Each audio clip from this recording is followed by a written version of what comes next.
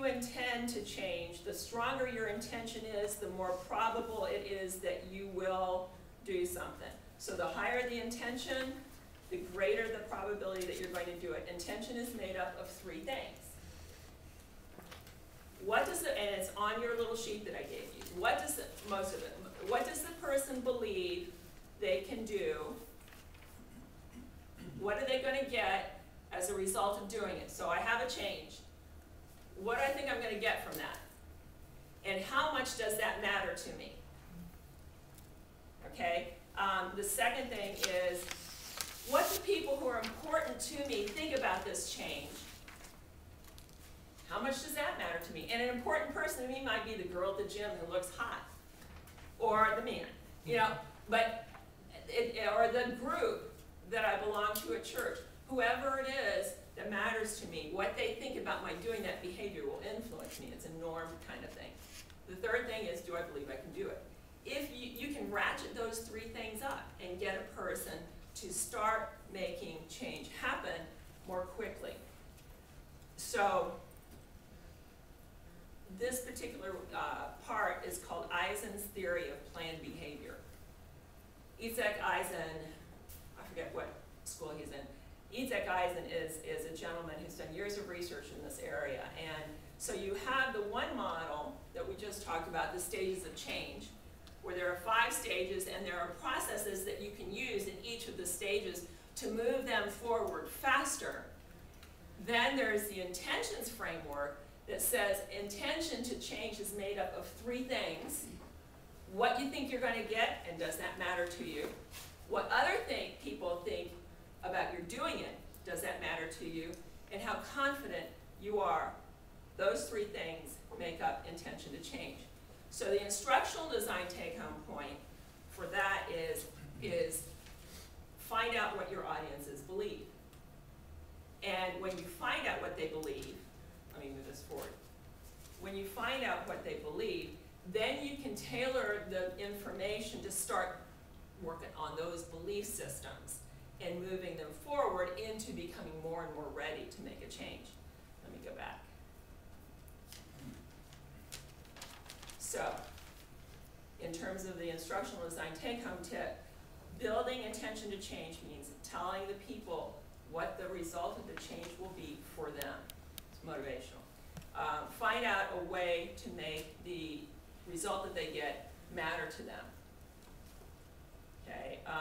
Find out who can influence them, who matters to them, whose opinions matter to them, to get them to want to make a change, and then build behavior, ability to do the behavior. So much of training involves just, okay, let me teach you how to do it so you can do it, and so little of the training that we have tailors that training to the specific readiness points of the people that you're actually training. And so we wonder why people aren't changing. And it's because, I mean, they might really think that's a cool idea, but you haven't built in the underlying processes, beliefs, causes, and conditions to bump them over into even wanting to make a change. So why would they adopt some behavior that they don't even care about? Okay. Couple tidbits. If you get somebody to do something once, they're twice as likely to do it again. There is no magic bullet in being able to get somebody to be good at changing. It's a matter of learning how to change and applying it. If you see yourself doing the behavior, you have mirror neurons, and you actually, when you see somebody else doing it, and you visualize that, it's as if your neurological structure is actually firing, and your muscular structure will actually fire in the same way if it's a physical thing that you're observing them do and trying to learn from. Okay, I want to stop here, and I want to talk with you all about the paper that I gave you. Everybody thought about a change, personally, professionally, that they might be interested in doing, okay, that you might be interested in doing. Okay. That line there, if I gave you information, the first, on that line, the one on the left is no plan to change. The second line is thinking about change. the second vertical line.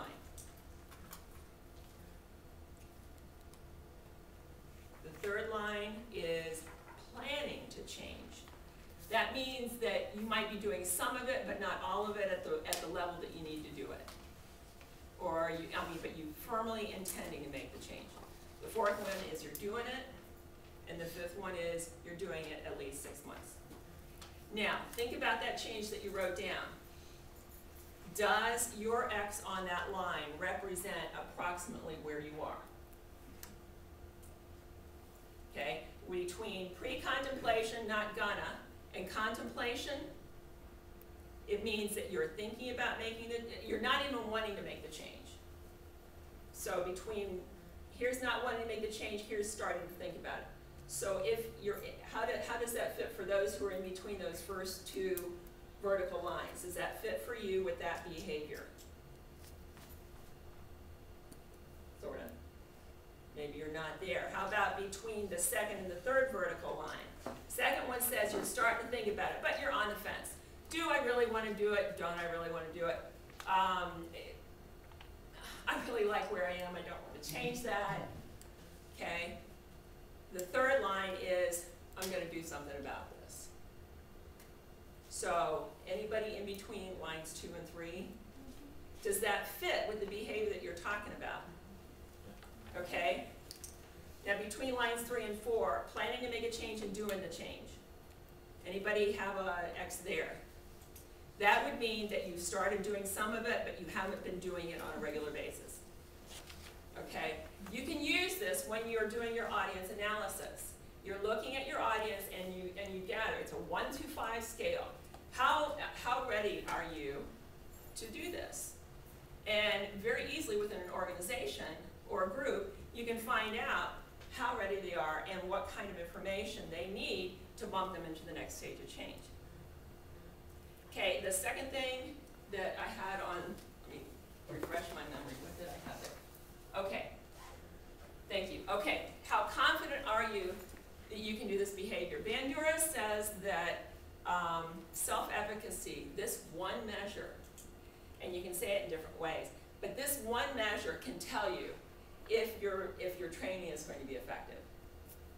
Okay, because people have a sense of how much they believe they can do something. It's a totally subjective measure, but you can get a real good read on whether or not they're going to be doing the behavior anytime soon by seeing how confident they are that they can do it. So in your own lives, looking at the change thing that you listed, you can identify how confident you are at this point, and there are ways to deal with self-efficacy, belief, confidence. There are 5 ways that you can build confidence. The last measure is from Eisen stuff. What do you think you're going to get? If I think I'm going to get fired from my job if I do this, am I going to be real interested? If that's the result I'm expecting to get, am I going to want to do that? Okay, so the question is, if you can get the person to list, what do they really believe they're going to get? If they do this, what are they going to get? And how much that result matters to them. Then you can kind of have a sense of, what's the probability of your training going to be effective?